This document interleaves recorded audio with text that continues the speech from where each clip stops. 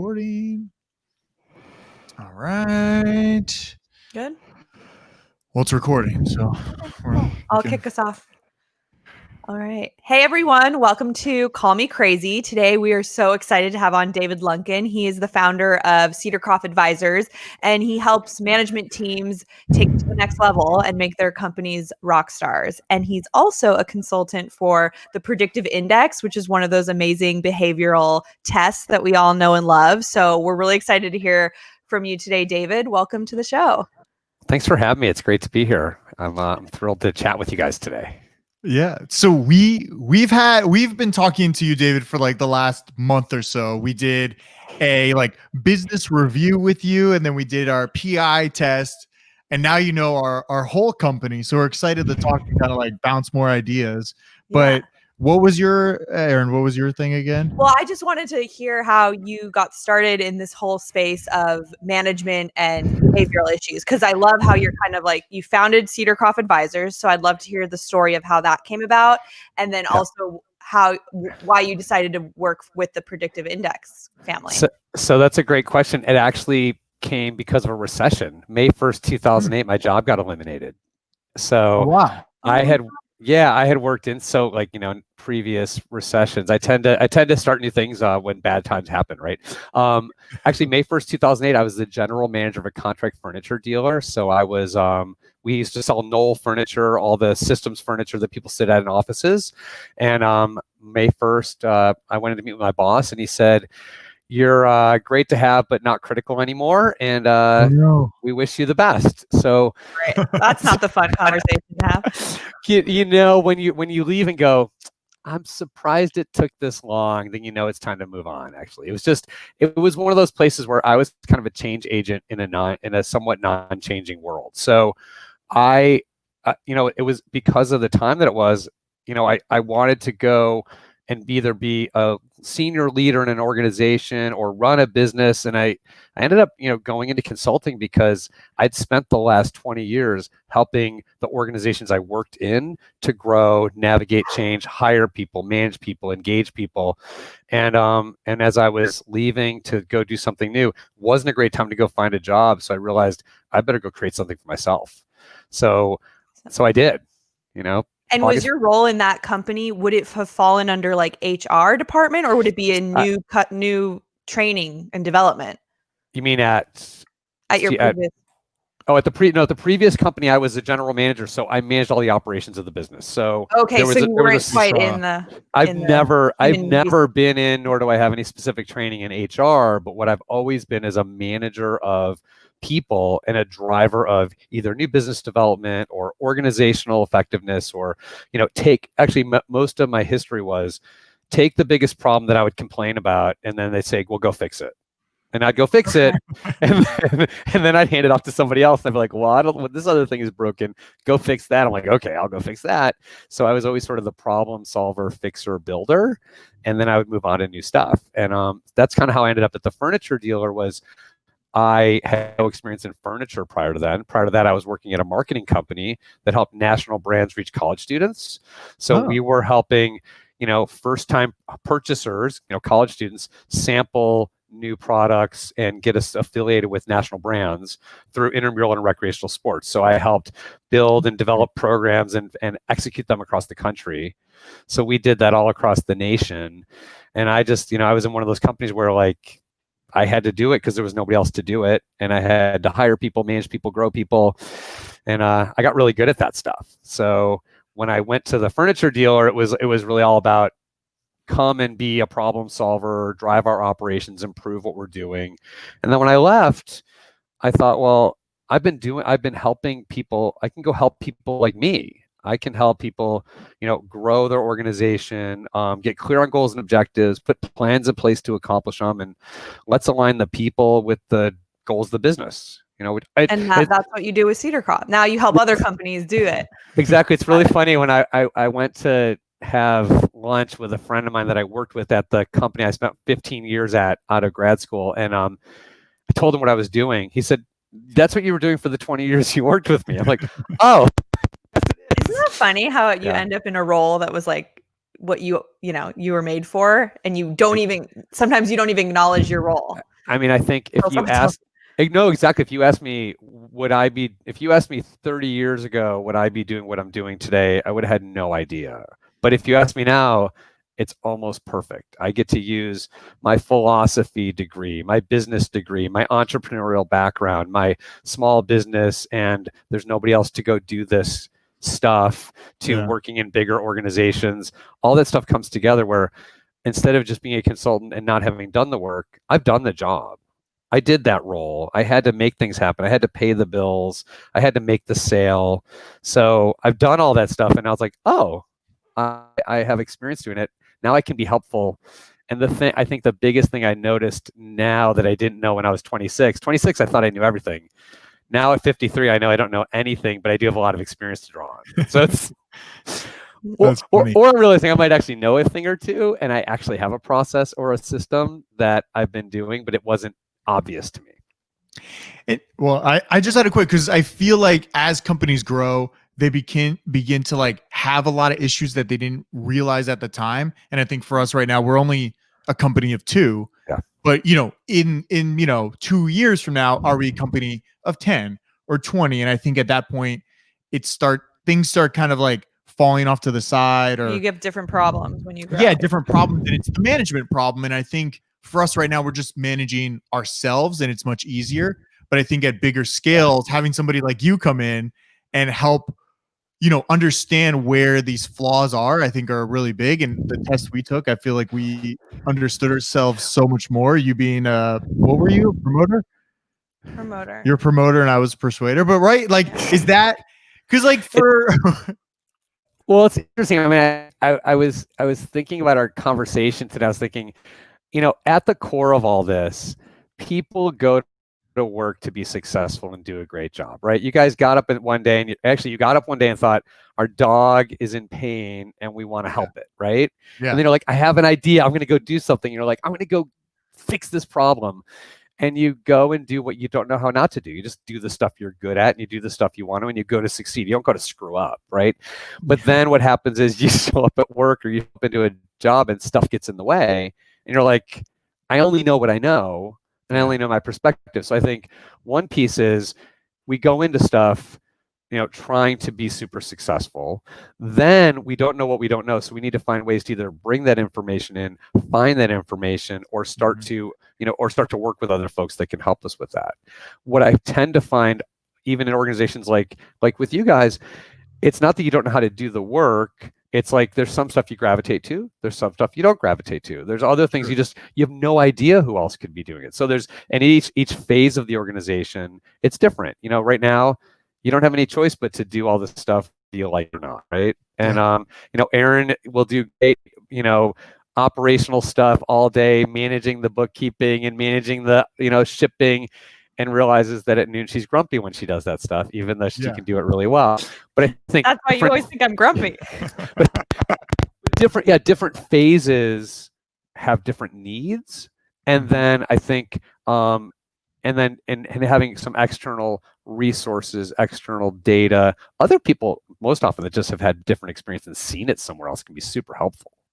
And I was just reading, well, actually I just finished, I feel very proud of myself. I just finished Ray Dalio's principles on like his work and life. And I really liked the idea of, he had like these baseball card kind of things of like stats of people. And it reminded me of the test he made us take. Yeah. And it just made me realize how important it is, because when we took the test, I mean, I only answered like a few little things. I was very quick with it because for some reason, I just didn't feel like, oh, whatever, like this is a fun test. And to really understand that this can help a company so much more than I realized, made me realize it in the book, and seeing it as if we continue to grow, how management and everything like that could really be much more like present in our minds of who we're going to hire, because those people are going to then hire other people they want in their team.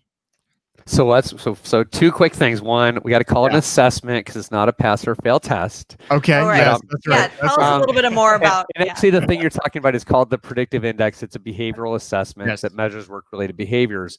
But I think the context to think about that is, first you start by saying, hey, we've got this goal. and we have a goal to sort of, grow this business, be in this market, expand in this territory, right? We have goals and we have a certain pathway that we need to get there, right? So that's step one. You said we're going to create, products to help dogs feel better, right? And then what do those products look like and who are we going to target?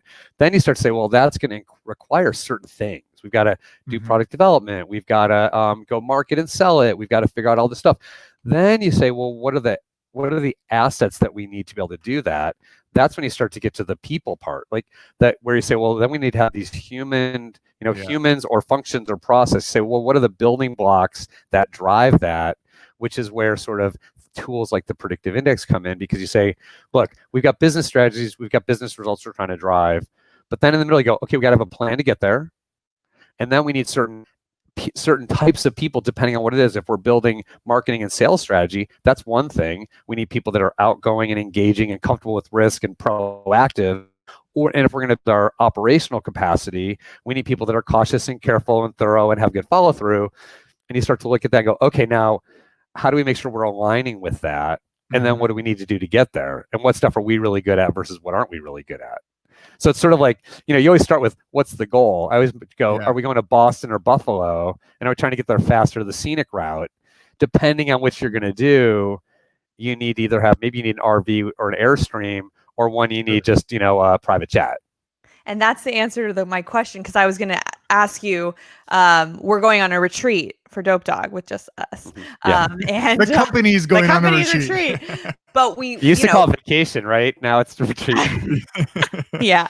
I mean, we're just going to a little cabin. It's like an hour away, but we're definitely going to bring our PI, our predictive index results. And I wanted to do an exercise with it. And at first I was like, oh, we should just learn about each other. But we did that last year retreat. I feel like we know each other.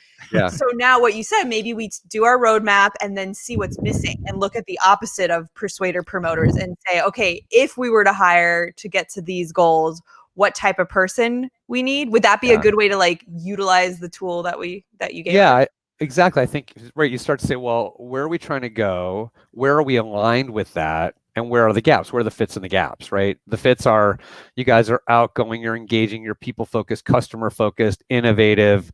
What's the opposite of that? Well, not necessarily process-oriented, not necessarily operationally focused. We don't like to, we will box up stuff and tape it and ship it, but that's not where so you go, okay, well, who's going to do the systems and the process and structure?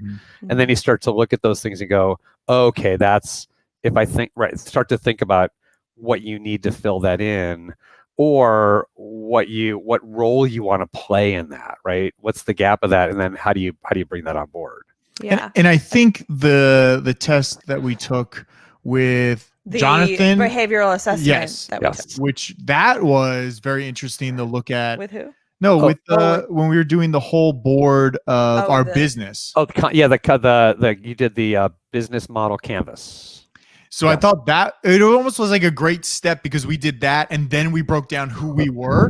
And I think the format of all that, it made you really see everything in a big picture. And I think that really helped. Is the canvas something you created, or was that? So I did not create the business model canvas. That came from, and Jonathan would know the answer to who it came from, but it was created as an open source tool by, I don't know the name, you can look up business model canvas, but it's really a structure to start to think about what are all the chunks and parts of your business, and then how do they all fit together. It's almost like, makes me think of like having the placemat.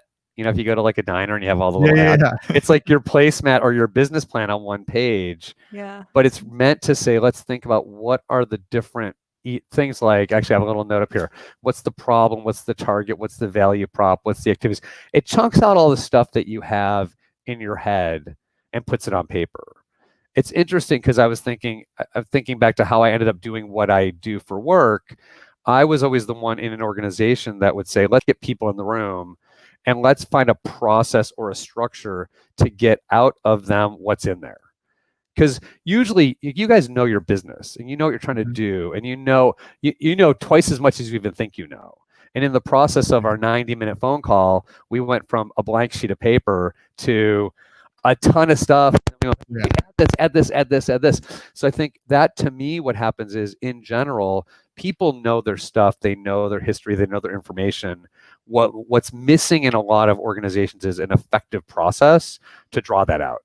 Right. We didn't talk about those things. Yeah. So with you guys, when we did this exercise, Yeah. we saw the business in a one sheet piece of paper, and it was so valuable. And I think makes sense. And is that kind of what you do with your companies now at Cedarcroft? It is a lot of what I do. It's when I first started doing this, I didn't realize that I had a process or a structure. I just had a lot of experience in creative problem solving, in facilitation, in engaging, and in some ways with philosophy as a background, questioning and sort of analyzing information and putting pieces together.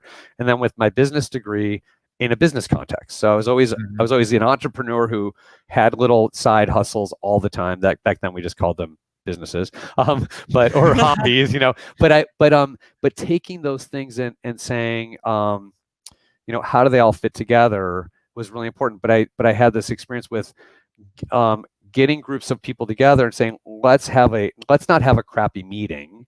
Let's get people together in an engaging way. Let's pull the information out so everybody at the table has their opportunity to say stuff. And then let's take that information, let's share it, let's cluster it, let's group it, let's do something with it. So and is that kind of the format? Because I guess the biggest thing is like there's so many systems that have to be in place to operate the business. But I think one big one that everybody does is have meetings. Is there like a structure that you kind of put in place for meetings? I think the thing is we have tons of meetings all the time, whether they're formal, they're informal, whether they're 2 people or 4 people or 6 people. So how do you bring a structure to the meeting so that you get to the end result? If you think about a retreat, you're going to go to a cabin. It's just a meeting. It's a long-term meeting with a lot of eating and hanging out and drinking and other stuff in between. But the goal is, what's the goal, right? What does success look like when we get there? And then what are the things that we need to kind of go through? And is there some fun, interesting, engaging ways to get the information out? So do we want to sit and some people would like to sit quietly and write for hours. Some people would like to just talk stuff out. Some people you guys might want to talk it out and put it on a whiteboard on the wall. So what's the process for the engagement is one important piece. The second piece that's really important, and I've learned this through sort of my creative problem solving training, asking the right questions or asking questions in a different way is really important. And I would say when we were talking to you doing the business model canvas, there was a structured, layered questioning process. So we started with, what's your problem? Then it was, well, who else is solving the problem? Let's be more granular about the problem. Tell me more about that. Who's your target? Let's describe the target. So it's tell me more, help me. So there's ways of asking the question and then the activity to pull it out. And sometimes you're diverging, right? So you go, who are all our targets? Which is, we got this. Okay, now let's prioritize which one's most important, which one's next important. So there's divergent thinking and there's convergent thinking. I know you guys talked about this with Jonathan on his conversation with you, but it's that process of saying we're trying to get to an end goal. So for a lot of what I do with the bulk of my clients, I'm doing that with people. Hey, what's the person's role? Their role is they have 3 goals for the role. Their role is grow new sales, expand existing sales and sell stuff we can deliver. Okay, well, what's the requirements for that? Who do you have? How is that working? How are you creating the right environment for them? Do they have the knowledge, skills, and experience to do the job? Right? That's one sort of process with a person. If it's for an organization, for strategic planning, it's what's our mission and our vision? What are our core managing principles? What are our key strategic initiatives? And then how are we going to get there? Right. But each of those things, there's different ways to get there versus is it write the mission or is it say, describe how you ask the question to pull it out of the people that know the information to put it into a context that makes sense. The process is really critical. That's why most meetings really suck because there's no thought to the process. There's no thought to what we're trying to accomplish. We're just together for some reason. And then one person says everything and everybody else goes, uh-huh. Yeah. And it's tough because even we do meetings with just sitting here with us two and just talking about stuff. And we've slowly drifted away from meetings and trying to do a board of ideas or here's what I'm working on this week. And you fill in some other stuff. Then we just have a whiteboard that was back here, but I moved it before we started recording. That kind of like outlines like the month, like what are our goals for the month? How do we want to do it? What are some projects? And I guess that works now, but we always keep adjusting. And that's the thing. It's like, how does it get better? And I've always been trying to think of different ways to make it better, right? Like if we hired someone, if someone came to our meetings, they'd be like, what the heck kind yeah, of it's company like, why do you guys is just sit around and yell at each other all day? Well, I think what's interesting though is if it's working, it's working. If it isn't working, then adjust it or change it. I'm a big fan of that. Like it's, and this is sort of, it's funny because I go back to like, I didn't have a plan for like, I didn't think the reason I called my company Cedarcroft Advisors is I live on Cedarcroft Road. I mean, I literally live in a neighborhood called Cedarcroft, and I was thought nobody's going to pay me to be David Lunken. Now I was wrong because actually people pay me a lot of money to be me because of the experience, the process, the structure I have. But I didn't realize that the way that you can ask the question or the way that you can think about something, in some ways, when I was younger, I would have said, yeah, you need to have a system and a process and a structure. You know what? First question I would ask you, is it working? What's not working? Do you know what you need to do, and are you hitting your goals? Would you like to hit your goals more? Made up by us, so it's so hard to know. Like we could have done better, or like that was good. Like usually we're like, oh yeah, we did that. That kind of worked, yeah. But it's so uncharted. It feels like. So now you might need to ask yourself, could we have done better? Maybe you just need to start asking yourself better questions, like could we have done? Actually, the question I would ask you is, do you review and say, could we have done better? And how did we do? Did we shoot too low? Maybe we're not asking the right question. How did we do? Could we do better? Yeah. Post-mortem questions. Do you do a review of the month, or do you just go, hey, we did a great job, we're the best? So I think if it's not working, then you need to pivot or you need to adjust, or you're at the point where you can manage your business on a whiteboard. I mean, I remember the difference between being 25 people and 150 to 300 people. With 25 people, you can go with your core leadership team, have lunch, change strategy, come back and redirect everybody's efforts. I mean, we would literally do that when I was at this company, Campus Concepts. We'd be like, here's what we're doing today. And these have to go out by 5 o'clock today. Everybody stop what they're doing, go. And you could do that. That's wild. Yeah. With 300 people, which is still a smallish to mid-sized company, you got to persuade people. People don't really pay attention. They're not listening. They got different priorities. They're not all there. You can't do that. With thousands of people, you definitely can't do that. You guys can change strategy over lunch because you just decided to do it. We do all the time. We're like, oh, we're going to launch a new product in 6 weeks from now because we decided that's what we want to do. And it's cool. I don't know if it seems so, slow if you had so many employees to move through. we like it small right now. Well, it's interesting. I think the challenge you might come across now as a small business, and I think a lot of small businesses have, is you only know what you know. And as you said, we make up our goals and go, I don't know, 10 this month. That's one of the reasons. Yeah, it's true. One of the reasons I do a lot of facilitation work. So it's a lot of like facilitate a retreat, facilitate a meeting, have an offsite, do a strategic planning process. Having an outsider manage the process is super helpful because, as you said, you don't know. I always say it's hard to facilitate yourself because you're a stakeholder. I have a stake in the game. I'm going to lead it towards what's easiest for me and what I want to manipulate the goal towards. But if I'm facilitating, I don't care. I just care that you achieve your goal. I want to make sure. Oh, sorry. Go ahead. No, go ahead. I was just going to say, what's the sweet spot of size for the companies you typically work with? Like if you were going to lead a retreat for one of your clients, how big are they?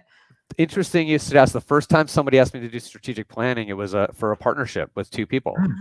And actually, I was talking to them about trying to sell them something else. And they called me up and said, will you do strategic planning with us? And I was like, this is my great sales technique. I don't know why you'd want me to do this or if I'd be any good at that. What do you mean? And they said, well, I was like, another example of not knowing what you are good at or do. Exactly. And they said, what we want is somebody to ask us questions that nobody else does. And you re-articulate the things that we've said in a way that makes more sense. I'm like, oh, you want me to you want me to show up and do that? I can totally do that. So I kind of made up a process where we met for 2 hours every other week for, I think, 10 sessions. And we started with, what are all the things we know? What are the things we wish? Where would we like to be going? What is that? Like we went through, and each time was a different kind of process. It was only 2 of them. We did brainstorming with Post-its. We had stuff on the wall. We kind of went through this process. And at the end of the day, came out with, here's our goals. Here's our plan. Here's what we need to do. Here's where we're in line. Here's where we're not. Actually, it's interesting. I don't know if this is a good or bad thing, but it turned out that one of the partners ended up leaving the business as a result of that, because it became really clear what he did want and where they weren't aligned. That's wow. I mean, that's a huge. that's good to know. Success. Yeah, I mean, instead of like wasting another 3 years, like, oh, okay, this is definitely not for me. It's like a coach. Yeah, and so what happens in the strategic? Like, you're just asking them questions; they already know the answer. It's kind of similar to like what we did, but with more, like, kind of that overview of the company, because you're not in it. It's a process, and it can be with 2 people or 25 people. I've done this with a number of nonprofits. I'm working with a group that does malaria research. Oh, wow. And they're actually like one of the world's. They're at the University of Maryland. We actually pushed off till the fall. We were supposed to be in the middle of it right now, but because of COVID, we want to wait till we can theoretically be together. But it's going through a process to find it to a process where you get people to weigh in on, here's all the things we're proud of, here's all the things that we know, here's our history, here's some we do visioning. So it's just but there's some specific ways to go about visioning where you say, it would be great if, I wish we could, or it's 5 years from now, you're a reporter walking through through the organization, and you're highlighting you're walking the reporter around, you're highlighting things that happened, write down 5 statements of things that have happened. So you go through different processes to ask those questions. So it's not just write your vision. It's vision could be, it would be great if, or it's, these are things that have happened. And then you start to go through that, then you start to pick those. You go, okay, well, if this is the goal, how would we measure success? What does that look like? Okay, well then what are the actions that we would have to take? So each of those steps in the process is feeding, you're using an activity and an engagement process to pull stuff out that people don't even know is there. But No, I mean, it's interesting because it's like we do know all this. It's just we're not asking ourselves the right questions, and being so deep in it, sometimes it's really hard to see it all because we're just day to day. It's like, okay, we're doing this today and talking to this person and reaching out over here, and we know we're like why we're doing it, kind of, but not like the true reasoning, like to why. I don't know. It's very confusing sometimes. What also helps to give things a name or pin them somewhere or give it a structure. So you go, so a few years ago, actually, I made this up because I was trying to figure out, I called the thing, I think I call them core managing principles now, but I used to call them key business drivers. And I would think about every business has a couple of things that they do, which is the way that they would always go about doing their business, or a thing that it's almost the checklist of, if it doesn't accomplish A, B, and C, like if we're not going to do it that way, we don't do it. So for you guys, it might be, we actually outsource all of our manufacturing and production, et cetera. So it's we always use really great outsources that can do it better than we can. Or, one of the clients I worked with was the career services for a major university. So everything they did, they had to be in service of getting students jobs and maintaining relationships long term. So that's not really an activity. That's kind of a key business driver or a core managing principle. So you say, like, okay, there's our mission, there's our vision, but then there's the, it could be the je ne sais quoi, right? It's those things that we do. So you define those, and those are things you have, but it takes a little while to pull them out. I'm sure you have core managing principles that you haven't fully articulated. Sure. And you would know that it's a core managing principle when you go, we would never do it that way, or we would never work with that person, or we would never not be about X, Y, or Z. You're like, oh, that's a core managing principle, or a key driver. And I guess that's something that's hard to keep translating as you hire people, right? Like, if this is our core mission and our core vibe, it's like, if it's not on paper somewhere, somebody else will interpret whatever we do some other way.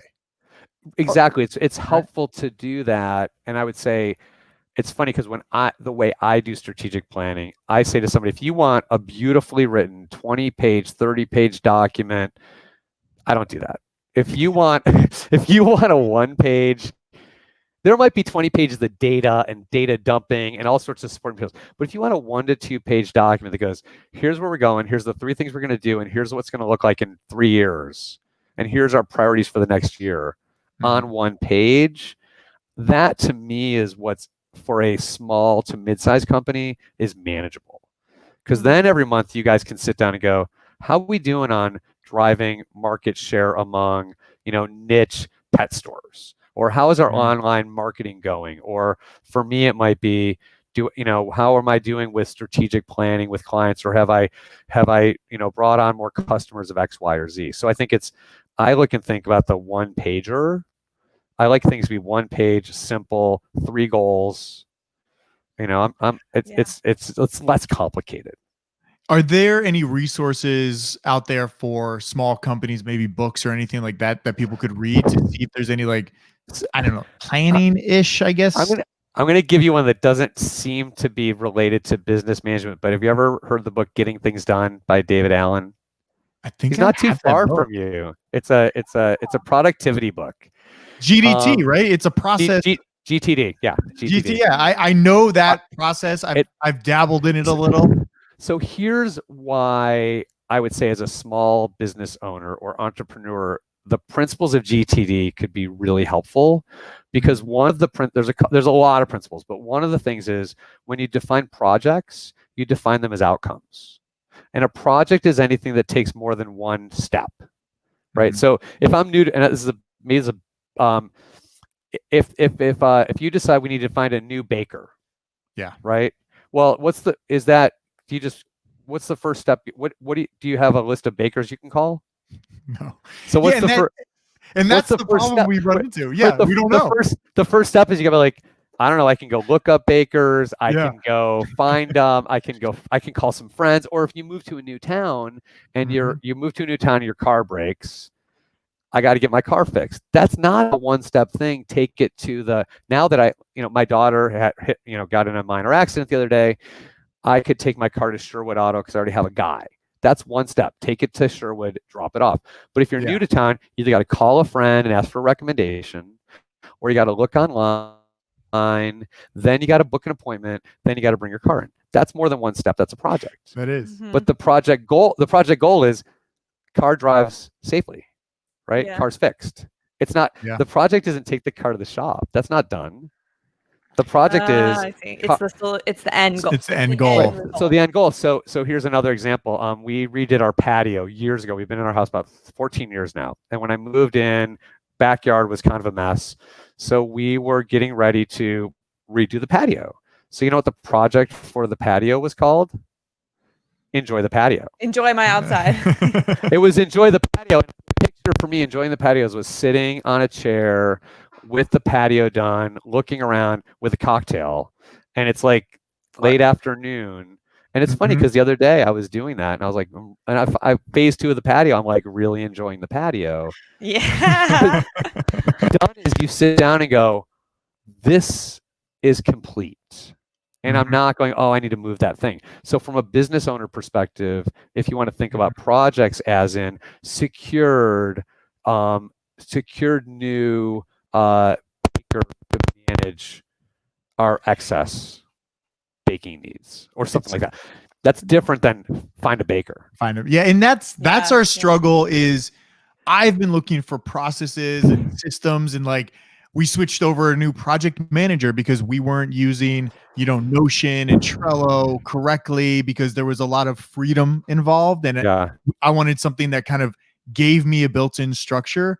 So then we had to only abide by these rules because we were all over the place. We were like on Slack messaging, but then we were emailing each other something. So it's like, let's try to be in one thing. But the getting things done is definitely something we should look into again, because I remember it's there because there's like another one like the Matrix something or the Einstein. I don't know. There's like a few different.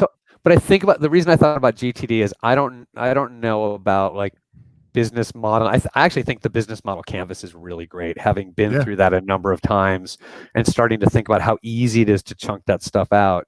But I think it's how do you keep your information simple and in a way that you have put it down so it means something to you. So for me, enjoy the patio means something to me, right? To me, secure to ideal clients, I might be able to define what that is. But if you can't, so it's trying to force yourself to be specific, to be like, well, how will I know when I'm done or what success looks like? Another person once told me that I used to work with, he'd say, if we don't have a goal, I don't know if I should be happy or unhappy. If you come back to me and go, I got 10. And he's like, was the goal 0 or 100? Well, if the goal was 100, 10 sucks. Yeah. If the goal was 5, 10 is great. So it's a little bit of what's the specificity of the outcome? And then how do we define it in terms? So if you go back to how do we communicate that to our people, quite simply, it's are you clear on what you're trying to do, who you're trying to reach, and how, and what are the kind of the non-negotiables? I think simpler is better than too complex. Yeah. Most organizations don't know their mission statement, don't read their value statement, and don't live them. So it's a little bit more about, how do you kind of be focused on that? And it's not easy to do that stuff because you're busy doing stuff, right? Yeah. This is saying like, what are the values we care about? You have to go through a values exercise and really identify that, oh, these are the values I care about. Choices, and I think the other thing I would say is be intentional. So I think that's probably the biggest thing that I would say as a business owner or in working with teams is an intentionality. We often just do stuff because we're doing it. And I think having to think about what does done look like, that's having an intention, right? That's painting the picture. Once you can see it, it's hard not to get there, right? If you can picture you're going to some cabin and I want a cabin in the mountains with a water view, when you see that, that cabin, you're like, oh, that's the one. Check. Yeah. Right. So I think there's that piece of that intentionality. And I think that that's what helps. So I think finding ways to get to that are helpful. And it's not always easy to do that stuff to yourself because like some people are really good at it. Other people are not. Yeah. But I think Erin was really good at the beginning when we first started, how she read these like business books that kind of gave us a format to, achieve some goals, or like, here's in a year what we're going to do, or here's in 5 years. And I think it really helped build the foundation to know like where we needed to go without really knowing this was what we needed to actually do at the time, because I think it did help push us in the right direction. Yeah. And I think it's hard to even know to do that. Like we could have just sat here and, just continued every day, like, all right, let's sell this and do this. But to have more, meaning to it, I think helped guide it a little. It's interesting you say that. And I think you asked the question, like, what should we do in our retreat, or what is a good process? I think if I really think about the processes that I run people through, it's a series of divergent and convergent thinking where it's throw a bunch of stuff on paper on the wall, data dump for 5, 10, 15, 20 minutes on one specific topic, question, idea. Mm-hmm. And then look and say, which of these things do I really care about? Don't judge on the front end. Be like, what are all the things that are working with our business? Not what aren't working. Start with what are all the things that are working? What are the things we're most proud of? What do we feel great about? That's one wall of stuff, right? And then put them in clusters, and then you sort of do some convergent thinking, which is, okay, we got some operational stuff that's working. We got some sales stuff that's working. We've got some others. And then you go, okay, there's some themes. Name it something that matters to you. Great. That's stuff that we want to keep doing. What's all the stuff that's not working, or that gives me agita, right? Or makes me anxious. Okay, we don't have clear goals. We don't know what we don't know. But so throw all that stuff out. Spend 15 minutes on it. You'll get a bunch of stuff out because you're not talking about what you do well. You're like, oh, what are the things we could do better, right? Yeah. And it's just a focused data dump of like literally 15 minutes. Go. All you have is 15 minutes. After 15 minutes, done. When you stop, you're done. Then cluster those. Go. Oh. It's specificity of operations, clarity of our plan. Then you go, do I care about which one's most important? Am I going to do anything about it? No. Okay, screw that. So, but it's each of the steps it's kind of a focused data dump in an engaging way to get information out. And then once you get it out, you're like, oh yeah, but what about this other thing? And if you're both throwing stuff out, Aaron, you hear Michael say, outsourcing. You're like, yeah, outsourcing marketing. And, you start building on it and throwing ideas. Then all of a sudden you start to see themes emerge. Mm-hmm. And then the next step is, okay, now we see what we care about. We see what we're worried about. Then you can ask yourself, do I care? And am I going to do something about it? Then you say, okay, well, specificity of goal setting is a problem and we care about it. Now you say, what are all the things we could do to be more specific in goal setting? Yeah. And it's with the goal setting. Yeah. With the goal setting, then we would know, because then it's like, oh, this is clearly what we need to do and what we need to work on. But first I would identify, is it a problem? Yeah. And then is it a problem we want to do anything about, that we have any influence over, and we need to be imaginative about? And then you go, okay, so now we do the brainstorming of like, what are all the different ways we could set goals that we would be excited about? Yeah, and what are the ways that what are the things we don't know? So it's a little bit like you're jumping almost to step 5 of something you haven't identified as a real problem or a challenge. Mm-hmm. And it's the question is, what is it? Is it important? Are we going to do something about it? Then what are all the things we could do? That's true. We're going to do that at our meeting. I can't wait. That's a great starting point. I'm so excited. And we're definitely going to add a layer of visualization too, and goal and personal goal setting. Well, and it's interesting, as you said, because like if I think about strategic planning, the reason I broke it up into 10 2-hour sessions was I'm tired after a full day or 2 days. Oh my God. Yes. And it's really chunks of information. Let's do this. Let's do it. And even with even with what I do with the predictive index and behavioral assessment, it's the same stuff. It's like, let's get data about the people. Let's think about the targets and the jobs. Let's think about where we're trying to go. Let's think about where this person developmentally has challenges. And then let's think about, is this something we can teach them to do? Is it something we can offload to somebody else? I remember, Aaron, you were pushing back on, you're like, I'm really good at operational stuff. Like, of course you are. Do you like it? You're like, no, I'm grumpy every time I do it. Yeah. Okay. So if you can outsource that or bring somebody else in, and there's a better use of your time and energy, let's focus on that. Yeah, that was such a huge light bulb. It's like, just because I'm good at something or think I'm accomplishing it doesn't mean it's my best thing. It doesn't mean it's the best for the business. Aaron likes to win. So when she's good at it, she's like, I am good. I'm just doing it. I mean, it's almost like insanity. So that was crazy. I love your approach. It's so thoughtful and intentional, like you spoke about. That's kind of like your starting point. So it's funny when I'm going to ask you the question we ask all of our guests, because we're on Call Me Crazy. Yeah. I don't know, David, like I feel like you do everything so thoughtfully. So I'm dying to hear your Call Me Crazy story. So can you tell us a time like when you made a decision in personal life or in work where your friends and family were like, David, that's insane. Like, why? You're crazy. So, can you share with us a story like that? I'm trying to think of, there's probably a lot of them. When I was 6 years old, I started selling candy out of a red radio flyer wagon on my street because my aunt gave me 2 bags of candy, and I don't know why I thought, I can't eat all this, I'll sell it. When I was entrepreneur mindset. Yeah, when I was in grad school, college, I started hand drawing T-shirts and selling them out of my backpack. That's a good question. I'm trying to think. I don't know. I mean, I think it's funny because most of the time I just do the stuff I do because like I don't feel like there's an option. Mm-hmm. And then I started this business because I needed a job. My job got eliminated. It was a recession. I had been good at doing the predictive index as a client. So I started to partner with a consulting practice. And, 14 years later, I can never imagine working for anybody else in my life. So I guess you could say August 1st, 2008, I started a business in a recession. And I was 100% certain that I was going to be successful and thought, well, it can only get better than this.